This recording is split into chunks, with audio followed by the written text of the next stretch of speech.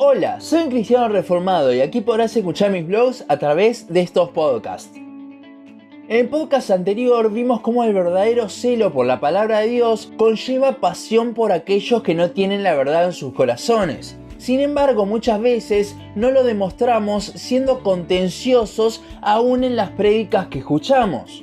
Hoy quiero que veamos un poco más acerca de esto. Primero que nada, ¿a qué me refiero con predicación contenciosa? Hablo de las predicaciones que se dedican a exhortar o atacar falsas doctrinas sin amor. En Argentina diríamos que son predicaciones que dan con un palo. Estas predicaciones se están haciendo tremendamente populares. Hace algunos años veíamos por ejemplo a Paul Washer que predicaba de esta forma, aunque hoy en día ya no lo hace. Son predicaciones que se concentran siempre en atacar, ya sea falsos maestros o mismo a los hermanos de la congregación, y esto lo hacen sin amor. Las prédicas se centran entonces en marcar errores o desenmascarar a los falsos maestros y ya no en Dios. Como dije antes, estas prédicas son las que más circulan en las redes sociales.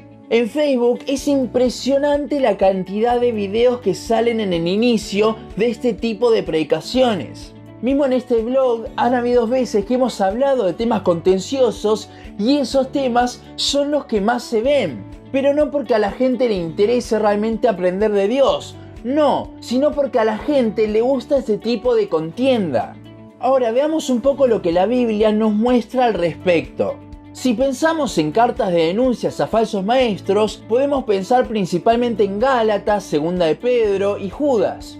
Entonces vemos que no está mal denunciar falsas doctrinas, la cuestión está en la forma de hacerlo. Si vemos estas cartas, no solo denuncian o advierten a los hermanos de las falsas doctrinas. Gálatas tiene un contenido teológico muy abundante. Segunda de Pedro, lo mismo en el capítulo 1 y el 3. Y Judas, si bien es el más corto y el que más se concentra en desenmascarar a estos falsos maestros, vemos en el versículo 3 que la intención es fortalecer a los hermanos. En los versículos 22 y 23 vemos también la intención de rescatar a los que siguen cegados por estas falsas doctrinas. Y por último, cierra con una de las mejores doxologías de la Biblia a mi parecer.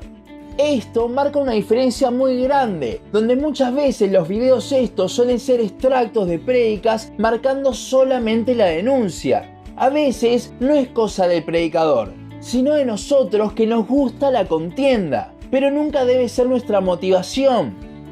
Como vimos en el podcast anterior, si denunciamos o compartimos algo acerca de las falsas doctrinas, que sea con amor, tratando de corregir a los que están cegados con compasión, no con contienda.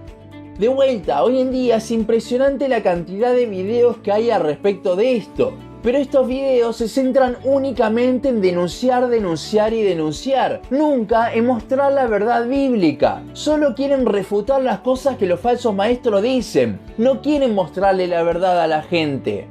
También existe el otro tipo de predicación contenciosa, que es para con los hermanos de la iglesia. Son exhortaciones, entre comillas, directas hacia los hermanos, pero de vuelta, sin amor.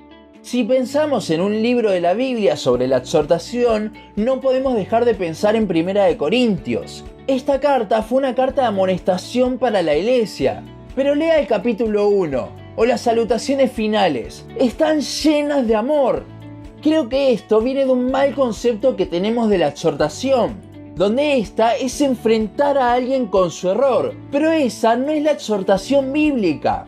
Esto lo vimos en los podcasts sobre Bernabé, pero déjenme repasar un poco el concepto básico. La palabra en el original que se usa para consolación y para exhortación en la Biblia es exactamente la misma paraklesis que viene de las palabras para, al lado, y kaleo, llamar. El significado literal sería llamado al lado o ponerse al lado. A la luz de esto, tanto consolar como exhortar significa ponerse al lado de una persona para ayudarlo.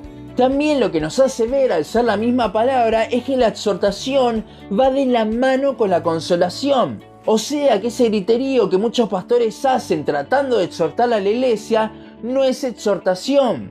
Muchas veces cuando vemos una prédica nos encanta porque el pastor se la pasó gritando, exhortando a las personas. Pero esto no es bíblico. Ese griterío de exhortación no es algo que tenga compasión, no es algo que tenga consolación. Y no me malentienda, no digo que las predicaciones deben ser chatas, no digo que la predicación no deba tener pasión. Todo lo contrario, debe tener pasión, pero es una pasión amorosa. ¿A qué quiero llegar con todo esto? Muchas veces este tipo de prédica es lo que más nos gusta. Y hay hermanos que a veces su perfil de Facebook son todas prédicas de este estilo. Y sí, a veces está bueno mostrar la verdad bíblica, pero como vimos en el podcast anterior, debe ser con amor, no con contienda. Esto es algo en lo que creo que todos los que hemos llegado a la sana doctrina hemos experimentado y me incluyo en esto. ¿A cuántos nos apasionaban las predicaciones de Paul Washer cuando todo lo que hacía era exhortar, exhortar, exhortar? Ahora, si usted ve una predicación de él, tiene muchísima más gracia. Lo mismo pasa, por ejemplo, con Juan Manuel Vaz. Es mucha exhortación, exhortación y exhortación. Pero ¿dónde está el amor en eso? Si el mismo tiempo que invertimos viendo estas predicaciones de este estilo lo usásemos para estudiar la palabra en profundidad, entonces podríamos mostrar la verdad a las personas cegadas con la falsa doctrina de una mejor manera, exhortar de una forma más bíblica y no solo gritando que no podés vivir como el mundo. Y no digo que no se exhorte o se exponga a los falsos maestros, solo hablo de la forma en la que lo hacemos. Pensemos cómo hemos llegado a la sana doctrina. ¿Acaso esto fue porque nos dijeron que todo lo que escuchábamos estaba mal o porque nos mostraron la verdad bíblica? ¿Cuál de estas dos formas crees que es la mejor forma para llevar a alguien a la sana doctrina? No debemos ser contenciosos, sino mirar y ante esto actuar, no quedarnos pasivos, porque si no ahí sí seríamos una iglesia light.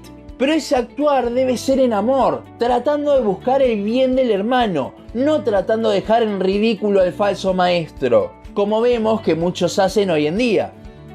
Hasta aquí nuestro podcast de hoy. Seguinos en Facebook, Instagram, YouTube y Spotify. En todas nos encontrás como Un Cristiano Reformado. También seguinos en uncristianoreformado.blogspot.com para leer el resto de nuestros blogs. Nos vemos en la siguiente ocasión.